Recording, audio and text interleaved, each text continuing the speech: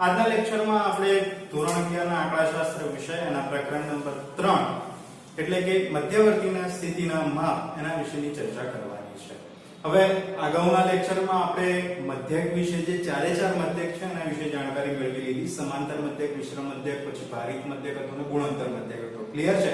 એટલે કે સ્વાધ્યાય 3.3 સુધી આપણે ફિનિશ કરેલું હતું। આજના લેક્ચરમાં આપણે સ્થાનીય સરેરાશના માપ વિશે ભણવાનું છે। સ્થાનીય સરેરાશના માપ એટલે કે સ્થાન આધારિત જે સરેરાશ દર્શાવે છે એ।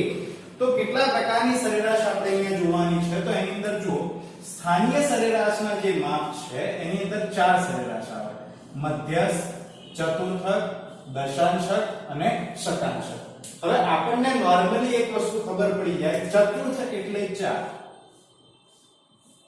મધ્ય એટલે વચ્ચે, દશાંશ એટલે 10, બરાબર છે, અને શતાંશ એટલે શું થાય? 100। આમાં તો આટલી ખબર પડી ગઈ ને કે ભાઈ મધ્યસ્થ કે એટલે વચ્ચે, મધ્ય એટલે કે આવે વચ્ચે।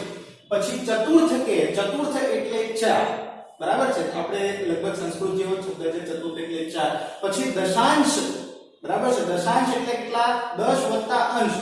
આ દશાંશની વાત તમે જ્યારે કરો ને તો એ આવી રીતે સંધિ છૂટી પડે, 10 વત્તા અંશ દશાંશ, બરાબર છે। તો 10 ને અંશ, 10 એટલે 10 અને અંશ એટલે ભાગ। એવી રીતે ચતુર્થક, તો ચતુર વત્તા થક, તો ચતુર એટલે 4 અને થક એટલે ભાગ, બરાબર છે। એવી રીતે શતાંશક, તો શતાંશ વત્તા અંશ એટલે કે શતક વત્તા અંશ એટલે શતાંશક।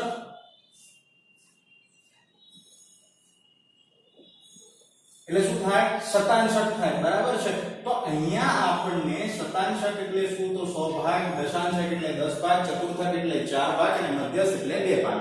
ક્લિયર છે? આટલું મગજમાં રાખવાનું છે। હવે આપણે સૌથી પહેલા વાત કરીએ મધ્યસ્થ કોને કહેવાય। તમે 10માં ભણીને આયા છો, મને ખબર છે, ક્લિયર? તો પણ અહીંયા હવે મધ્યસ્થ તમારા જે સૂત્રો હતા એના કરતા કોઈ ડિફરન્સ સૂત્ર આવે છે, બરાબર? પદ્ધતિ એક છે, એમાં કોઈ ચેન્જીસ છે નહીં। તો અહીંયા આપણે સમજીએ કે વ્યાખ્યા શું કહેવા માંગે છે આપણને।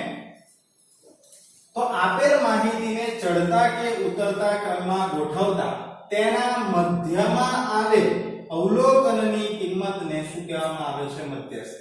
1 2 3 4 5 અને 6 અને 7। આપણને કોઈ 7 અવલોકન આપેલા છે, આપણે માહિતીને ચડતા ક્રમમાં ગોઠવી દીધી છે। નાનું અવલોકન, પછી મોટું, પછી મોટું, પછી મોટું, પછી મોટું, એવી રીતે ચડતા ક્રમમાં ગોઠવી દીધું છે।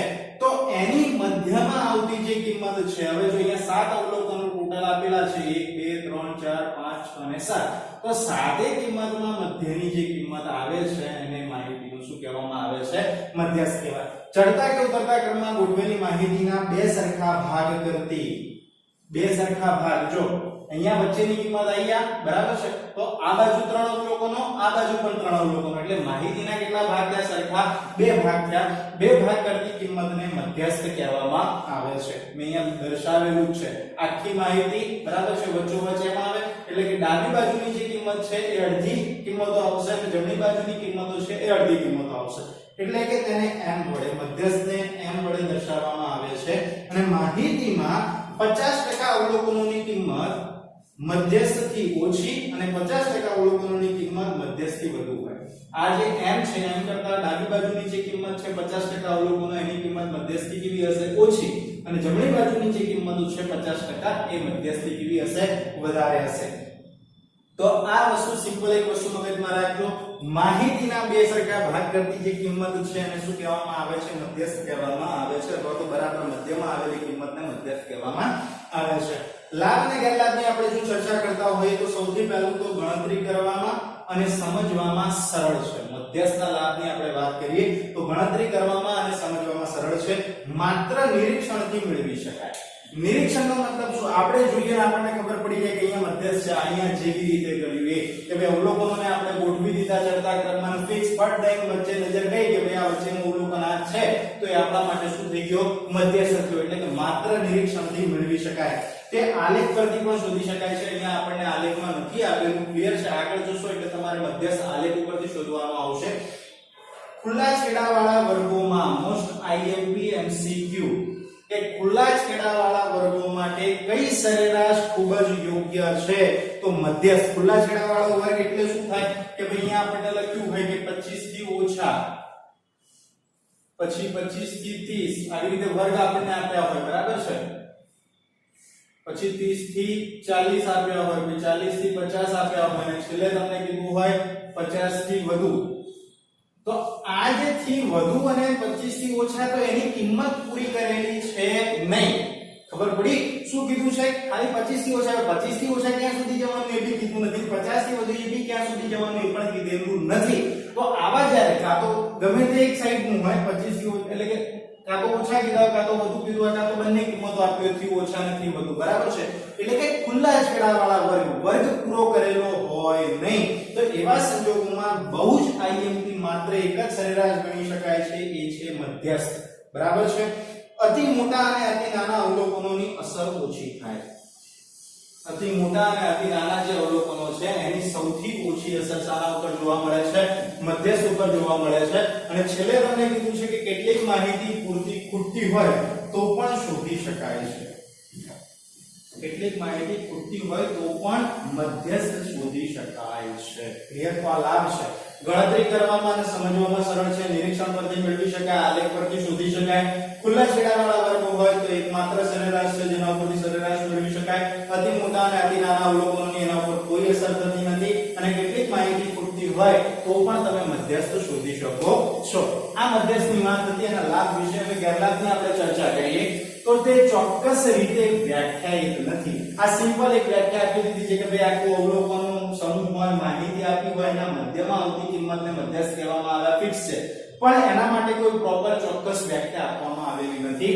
તે બધા અવલોકનો પર આધારિત નથી. અહીંયા જો આટલા બધા અવલોકનો આપણને આપ્યા હતા, માત્ર કેટલા અવલોકનનો ઉપયોગ? એક જ અવલોકન. એને કિંમતના કોઈ લેવા દેવા નહીં. તમે ABCD XYZ કોઈ પણ લખેલા હોય અવલોકનો તો બરાબર છે, એને કિંમત સાથે કઈ લેવા દેવા નહીં. ખાલી મધ્યમાં આવતી કિંમતને ધ્યાનમાં લે છે, એટલે કે બધા અવલોકનો પર આધારિત છે નહીં.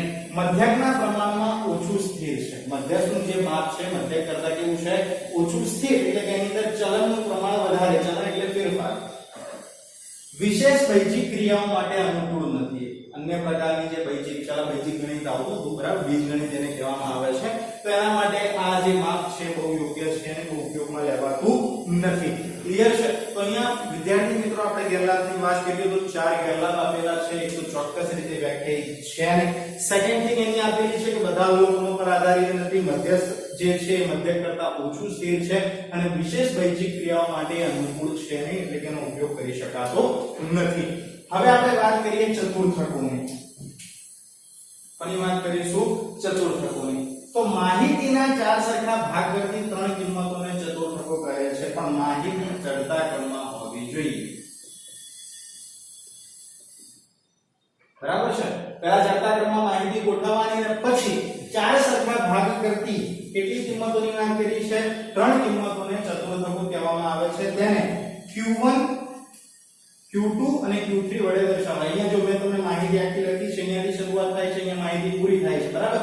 આ માહિતી આખી આપેલી છે. તો આ માહિતીના 3 સરખા ભાગ, 4 સરખા ભાગ 1 2 3 અને 4 કેટલી કિંમતો દ્વારા કરવામાં આવે છે? 3 કિંમતો દ્વારા કરવામાં આવે છે. ઓકે, તો માહિતીના 4 સરખા ભાગ કરતી 3 કિંમતોને શું કહેવાય? માહિતીના ચતુર્થકો કહેવામાં આવે છે. તેને Q1 Q2 અને Q3 વડે દર્શાવવામાં આવે છે. પર્ટિક્યુલરલી એક ભાગમાં જો માહિતી હંમેશા કેટલા ટકા હોય? 100%. તો 100% ના બે ભાગ કરો તો 50-50% થઈ ગયા. હવે 4 ભાગ કરો તો કેટલા ભાગ આવે? 25 25 25 ને 25 બરાબર છે. તો Q1 કરતા ઓછા કે હવે જો સૌથી ઓછા અહીંયા આવે, સૌથી ઓછા પૂછાય તો ડાબી બાજુની કિંમત થાય અને સૌથી વધુ પૂછાય તો જમણી બાજુની કિંમત થાય. હવે એક વસ્તુ સિમ્પલ મગજમાં રાખો, તમને એવું કે સૌથી વધુ વેતન ધરાવતા કર્મચારીઓનો ન્યૂનતમ સીમા એટલે કે ન્યૂનતમ વેતન શોધો. તો સૌથી વધુ વેતન ધરાવતા 25%, સૌથી વધુ 25% ની બાજુ જમણી બાજુનો છેલ્લો ભાગ આવે, એની ન્યૂનતમ સીમા એટલે કે તે શોધવાના થાય. સૌથી ઓછા 25% કર્મચારીઓનો મહત્તમ પગાર શોધો. સૌથી ઓછા 25% કર્મચારીઓનો મહત્તમ પગાર Q1 અને Q2. મધ્યના 50%, આને વંચાઈશું મધ્યના 50%. તમને એવું કે મધ્યના 50% કર્મચારીઓનો પગાર એની ઉર્ધ્વસીમા અને અધોસીમા ગણો તો તમારે શું શોધવું પડે q1 અને q3 આ શબ્દો યાદ રાખજો ખાસ કારણ કે દાખલામાં આવું પૂછાય છે સૌથી ઓછા સૌથી વધુ અને મધ્યના 50% સૌથી ઓછા કે તો ડાબી બાજુના 25 સૌથી વધુ કે તો જમણી બાજુના 25 અને મધ્યના કે તો q1 અને q3 ની વચ્ચેના બધા એ હશે બરાબર છે સેમ વસ્તુ દશાંશક માટે અહીંયા ચાર સરખા ભાગ એટલે દશાંશક એટલે 10 સરખા ભાગ કરતી કેટલી કિંમતો હોય માત્ર 9 કિંમતો હોય તો એને દશાંશક કહેવામાં આવે છે જેને d1 d2 d3 d9 સુધી દર્શાવવામાં આવે છે એટલે કે અહીંયા એક વસ્તુ ભૂલી ગયા આપણે મધ્યસ્થની કિંમત હોય અને દ્વિતીય ચતુર્થકની કિંમત હોય એટલે કે q2 ની કિંમત હોય બંને સરખી આવે કારણ કે અહીંયા જો q2 થી ડાબી બાજુનું અંતર ગણો તો કેટલા ટકા થાય 50% q2 થી જમણી બાજુનું ગણો તો 50% મધ્યસ્થમાં સેમ જ થાય છે મધ્યસ્થની ડાબી બાજુ 50% અવલોકન આવે મધ્યસ્થની જમણી બાજુ 50% અવલોકન આવે ક્લિયર છે તો બંને કિંમતો કેવી થશે સરખી કોની q2 અને m ની બરાબર છે દશાંશકોની વાત કરીએ તો 10 સરખા ભાગ કરતી 9 કિંમતોને દશાંશકો કહેવામાં આવે d1 d2 d3 d9 વડે દર્શાવવામાં આવે આની અંદર મધ્યસ્થ ગણો તો ડાબી બાજુ 50 જમણી બાજુ 50 q2 ગણો તો ડાબી બાજુ 50 જમણી બાજુ 50 d5 ગણો તો ડાબી બાજુ 50 જમણી બાજુ 50 કેમ થાય છે જો તમને સમજાઈ દઉં આમાં એક ભાગ તમે કરો ને તો એ 50% નો હોય એટલે 50 50 100% બે ભાગ થયા 50 100 થઈ ગયા આમાં એક ભાગ જે છે એ કેટલા ટકાનો હોય 25% નો હોય તો 25 ગુણ્યા 4 ભાગ હોય તો કેટલા ટકા થઈ ગયા 100% ક્લિયર હું તમને સમજાવું જુઓ એક ભાગ કેટલા ટકાનો હોય 25% નો હોય છે તો એવા 4 ભાગ કરો એટલે 100% થઈ જાય તમારી માહિતી જે અહીંયા લખેલી છે એવી રીતે દશાંશકની વાત કરીએ તો એક ભાગમાં 10% આવે કેટલા ટકા આવે 10% તો એવા 10 ભાગ થાય તો 10 ગુણ્યા 10 કરો તો 100% થઈ જાય તમારી માહિતી બરાબર છે તો d5 નો મતલબ શું થયો અહીંયા જો ગણીને બતાવું છું તમને સમજો ખાલી 1 2 3 4 5 6 7 8 9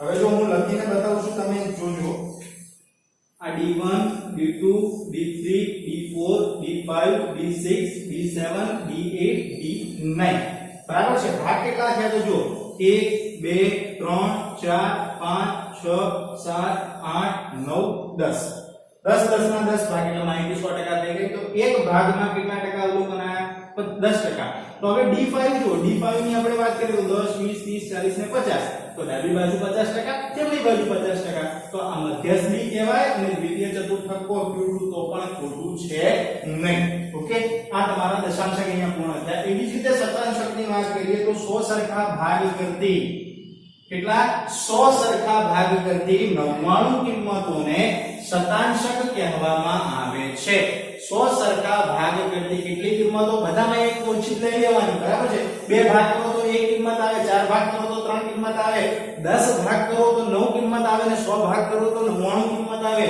તો 100 સરખા ભાગ કરતી 99 કિંમતોને શતાંશક કહેવામાં આવે છે જેને p1 p2 p3 p99 વડે દર્શાવવામાં આવે છે p1 થી લઈને p99 એટલે કે એક ભાગમાં કેટલા ટકા અવલોકન આવશે 1% તો એમાં 100 ભાગ કરો તો 1 ગુણ્યા 100 કરો તો 100 ભાગ થઈ ગયા તમારા એટલે કે મધ્યસ્થની કિંમત દ્વિતીય ચતુર્થકની પાંચમા દશાંશકની 50મા શતાંશકની કિંમત હંમેશા કેવી આવશે સરખી આવશે એટલે p50 જે છે p50 જે છે એની ડાબી બાજુ જે કિંમતો આવે છે 50% હોય છે જમણી બાજુ જે કિંમતો આવે છે કેટલી હોય છે 50% ક્લિયર છે હવે આ ચાર વસ્તુ આપણે ભણી લીધી મધ્યસ્થ ચતુર્થક દશાંશક અને શતાંશક હવે એના સૂત્રો વિશેની આપણે ચર્ચા કરી લઈએ તો સૂત્રોમાં આપણને ખબર છે ત્રણ પ્રકારની માહિતી ઓલરેડી આપણે ભણી ગયા છીએ એક આવે અવર્ગીકૃત બીજી આવે અસતત ત્રીજી આવે સતત બરાબર છે અવર્ગીકૃત માહિતીની આપણે જ્યારે વાત કરીએ કે અવલોકનો છૂટાછવાયેલા આપેલા હોય બરાબર છે તો ત્યારે તમારે મધ્યસ્થ દશાંશક ચતુર્થક શતાંશક જે શોધવું હોય એ તમે શાંતિથી શોધી શકો છો તો એના માટે સૌથી પહેલા તો અવલોકન અને માહિતીને ચડતા ક્રમમાં ગોઠવવાની માહિતીને સામે ગોઠવી દેવાની ચડતા ક્રમમાં અને પછી સૂત્ર મૂકી દેવાનું m = n+1/2 માં અવલોકનની કિંમત અવલોકનો તમને જે આપ્યા છે તમારે ચડતા ક્રમમાં ગોઠવવાના અને પછી સૂત્ર મૂકવાનું n+1/2 n એટલે અવલોકનોની સંખ્યા n એટલે શું થાય અવલોકનોની સંખ્યા, અવલોકનોની સંખ્યા વત્તા 1 ભાગ્યા 2, કારણ કે મધ્યસ્થ કેટલા ભાગ કરે છે 2 ભાગ. હંમેશા આટલું મગજમાં રાખજો, જેટલા ભાગ કરો, ચતુર્થક હોય તો 4 ભાગ કરે તો નીચે 4 લખવાના, દશાંશક હોય તો 10 ભાગ કરે તો 10 લખવાના, શતાંશક છે તો 100 ભાગ કરે તો 100 લખવાના. ક્લિયર છે? સૂત્ર તમારે જાતે તૈયાર કરવાના છે, આના ઉપરથી જ સમજવાનું છે. બરાબર છે? પણ જ્યારે તમે ચતુર્થક, દશાંશક કે શતાંશક ગણતા હોય તો અહીંયા આગળ જે લાગુ પડે છે, શું લાગુ પડે? જે. એટલે તમે જે શોધતા હો, જે એટલે મતલબ શું? જે એટલે ઇન્ટીજર વેલ્યુ છે, તમે કયો ચતુર્થક, દશાંશક કે શતાંશક શોધો છો એ તમારે અહીંયા લખવાનું હોય. ધારો કે હું ત્રીજો દશાંશક શોધું છું તો આ જે ની કિંમત જે છે અહીંયા 3 છે, તો અહીંયા મારે અહીંયા 3 મૂકવાના થશે. 50મો શતાંશક શોધતો હોઉં તો અહીંયા મારે 50 લખવા પડશે અને છેદમાં 100 કરવા પડશે. છેદ એ ભાગ દર્શાવે છે. હું તમને હમણાં સિમ્પલી ફરીથી એકવાર સૂત્રો ચલાવીશ. બરાબર છે? અસતત આવૃત્તિ વિતરણની વાત કરીએ, જેની અંદર આપણને શું આપ્યું છે? માત્ર xi અને fi. તો માહિતીને પહેલા તો ચડતા ક્રમમાં ગોઠવી લેવાની, એના ઉપરથી cfi મેળવી લેવાની. cfi ખબર છે ને? શું કરવાનું? f ની અંદર પ્લસ પ્લસ પ્લસ કરતા કરતા જવાનું, બાજુમાં એના જવાબ લખતા જવાનું છે. સંચય આવૃત્તિ cf મેળવવાની, પછી સૂત્ર આ સૂત્રનો ઉપયોગ કરવાનો n+1/2 માં અવલોકનની કિંમત. હવે આ જે કિંમત મળે છે એને તમારે મળેલ કિંમતને cfi માં જોઈ લેવાની. ઓકે, આ f આના ઉપરથી cf શોધ્યા હોય તો અહીંયા એની કિંમત ચેક કરવાની કે જે કિંમત સામે આવે છે, અને એની સામેની જે x ની કિંમત તમને મળે છે એ xi ની કિંમત તમારા માટે શું કહેવાશે? મધ્યસ્થ કહેવાશે. સતત આવૃત્તિ વિતરણ માટે એટલે કે જ્યારે વર્ગવાળી માહિતી આપી હોય તો ત્યારે કઈ રીતે ગણવામાં આવે? તો માહિતીને સૌથી પહેલા ચડતા ક્રમમાં ગોઠવી લો, એના ઉપરથી cf મેળવી લો. cf મેળવ્યા પછી આ ભૂલવાનું નહીં, સૌથી IMP મધ્યસ્થ વર્ગ. સૌથી પહેલા મધ્યસ્થ વર્ગ શોધવાનો. કઈ રીતે શોધાય? n/2 માં અવલોકનનો વર્ગ, એટલે કે અવલોકનો જેટલા આપેલા છે, એટલે કે આપણે આવૃત્તિનો સરવાળો, n એટલે આવૃત્તિનો સરવાળો થાય. બરાબર છે? તો આવૃત્તિનો સરવાળો ભાગ્યા કેટલા કરી દેવાના? 2. અને એ કિંમત પછી cfi માં જોવાની. n/2 માં અવલોકનના વર્ગની જે કિંમત મળે cfi માં જોવાની. એ cfi માં જે કિંમત આવે તો cf ની સામેનો જે વર્ગ મળે એ આપણા માટે મધ્યસ્થ વર્ગ કહેવાશે. અને એના પછી સૂત્ર મૂકી દેવાનું, m = l + n/2 - cf/f × c. ફરીથી બોલું છું, l + n/2, નજર અહીંયા રાખજો, મારી સામે નહીં. l + n/2 - cf/f × c. l નો મતલબ શું થાય? જે તે વર્ગ આપણને વર્ગ મળ્યો છે મધ્યસ્થ વર્ગ, એનું અધર સીમા બિંદુ. અધર સીમા બિંદુ એટલે ડાબી બાજુની કિંમત થાય. બરાબર છે? પણ જો વર્ગ તમારો નિવારક હોય તો ઠીક છે, અનિવારક હોય તો એને નિવારકમાં ફેરવવાનું ભૂલવાનું નહીં. બરાબર છે? આ વસ્તુ ખાસ યાદ રાખજો. પછી n/2 તો આપણે ઉપર ગણેલા છે, મૂકી દેવાના. cf એટલે મધ્યસ્થ વર્ગ જે મળે છે એના કરતા અગાઉના વર્ગની સંચય આવૃત્તિ લેવાની. જે તે વર્ગના અગાઉના વર્ગની સંચય આવૃત્તિ. નીચે f આપણે લખીએ છીએ અહીંયા. બરાબર છે? તે મધ્યસ્થ વર્ગની જે આવૃત્તિ હોય લખી નાખવાની. અને c એટલે વર્ગ લંબાઈ. વર્ગ લંબાઈમાં પણ ખાસ એક વસ્તુનું ધ્યાન રાખવાનું કે નિવારક હોય તો ઠીક છે, કઈ વાંધો નહીં, ડાયરેક્ટ મળી જશે. પણ જો અનિવારક હોય તો અનિવારકને નિવારકમાં કન્વર્ટ કરો.